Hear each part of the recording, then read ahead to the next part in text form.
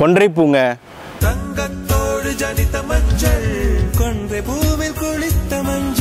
அந்த பூ தாங்க இது. இந்த பூ வருஷம் ஃபுல்லாகவும் பூக்காதுங்க. மேலேருந்து ஆகஸ்ட் வரைக்கும் மட்டும்தான் இந்த பூ பூக்கும். மாம்பழம் காய்க்கக்கூடிய சீசனும் இந்த பூ பூக்கக்கூடிய சீசனும் ஒரே டைமில் இருக்கிறது இயற்கை நமக்கு தரக்கூடிய ஒரு பெரிய வரங்க. இந்த மாதத்துலலாம் நான் உங்களுக்கு மாம்பழம் கொடுப்பேன். அப்போ எல்லாம் இந்த பூ பூக்கும். அதை எடுத்து நீங்கள் பழுக்க வச்சுக்குங்கன்னு இயற்கை நமக்கு சொல்கிற மாதிரியே இருக்குங்க.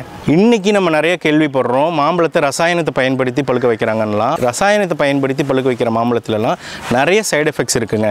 இந்த ரசாயனத்தை பயன்படுத்தி பழுக்க வைக்கிற மாம்பழங்களை நம்ம தவிர்த்துட்டு இந்த பூவை பயன்படுத்தி நம்ம மாம்பழங்களை இயற்கையாகவே பழுக்க வச்சுக்கலாங்க. நான் சின்ன வயசில் இருக்கும்போது பார்த்துருக்கேங்க, இந்த பூக்களை பயன்படுத்தி இந்த முறையில் தான் மாம்பழங்களை பழுக்க வைப்பாங்க.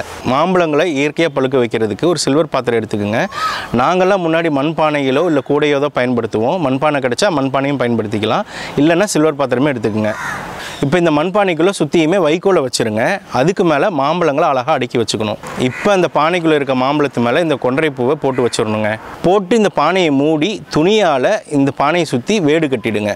இந்த மாதிரி மூடி வச்சுட்டு 4-5 நாளைக்கு இதை எதுவுமே டிஸ்டர்ப் பண்ணாமல் விட்டுறணும். அதுக்கப்புறம் 4-5 நாளைக்கு அப்புறம் ஓப்பன் பண்ணி பார்த்தோம்னா ஒவ்வொரு மாம்பழங்களாக மெதுவாக பழுக்குங்க.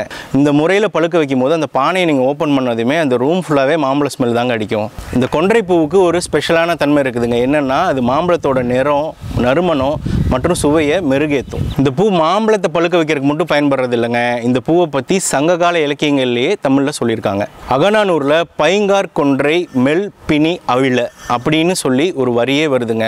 அதாவது நோய் தீர்றதுக்கு இந்த பூ உதவுதுன்னு அகநானூர்லேயே சொல்லியிருக்காங்க.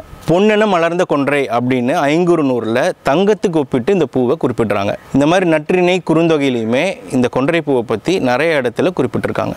இது கேரளாவோட மாநில மலருங்க. விஷுன்னு ஒரு பண்டிகை கொண்டாடுவாங்கல்ல, அப்போ சாமிக்கு தங்கத்தால் அலங்காரம் செய்வாங்க. தங்கம் என்கிட்ட இல்லைன்னு சொல்லக்கூடிய ஏழைகள் என்ன செய்வாங்கன்னா தங்கத்துக்கு பதிலாக இந்த பூவை கொண்டு போய் அலங்காரம் பண்ணுவாங்க.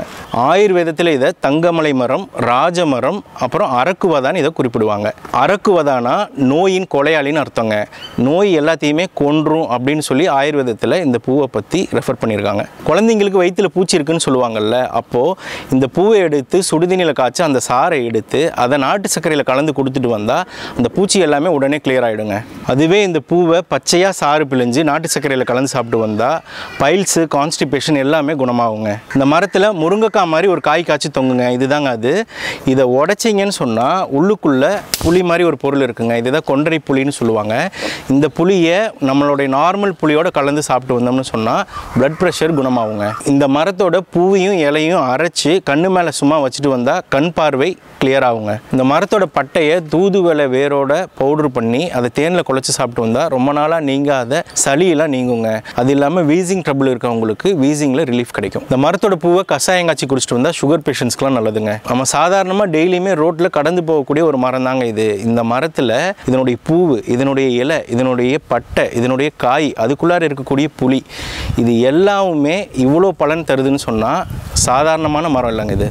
இதே மாதிரி கல்யாண முருங்கைன்னு ஒரு மரத்தை பற்றியுமே ஒரு போஸ்ட் போட்டிருக்கோம். அதுவுமே பார்க்காதவங்க போய் பாருங்கள், கீழே டிஸ்கிரிப்ஷனில் லிங்க் தரேன். இந்த மரம் உங்களுக்கு வேணும்னா எந்த நர்சரியிலையுமே கிடைக்கும். இந்த மாதிரி வேறு எங்கேயுமே இந்த மரத்தை உங்களால் அடையாளம் கண்டுக்க முடியும்னா நீங்கள் எடுத்துக்கலாம். இந்த மரத்தினுடைய விதைகள் உங்களுக்கு வேணும்னா அமேசானில் அவைலபிள், வேணுங்கிறவங்க வாங்கிக்கலாம். பொதுவாக நாங்கள் இயற்கை விரும்பிக்கலைங்க. நாங்கள் பொதுவாக இயற்கை ரிலேட்டடாக ட்ராவல் பண்ணுவோம், இயற்கை ரிலேட்டடாக தான் போஸ்ட் போடுவோம். எல்லாமே இயற்கை சார்ந்து தான் இருக்கும். இயற்கை சார்ந்து மோட்டிவேஷனல் வீடியோஸுமே போட்டிருக்கோம். எந்த வீடியோஸ் வேணாலுமே நீங்கள் போய்ட்டு எங்களை ஃபாலோ பண்ணி பார்க்கலாம்.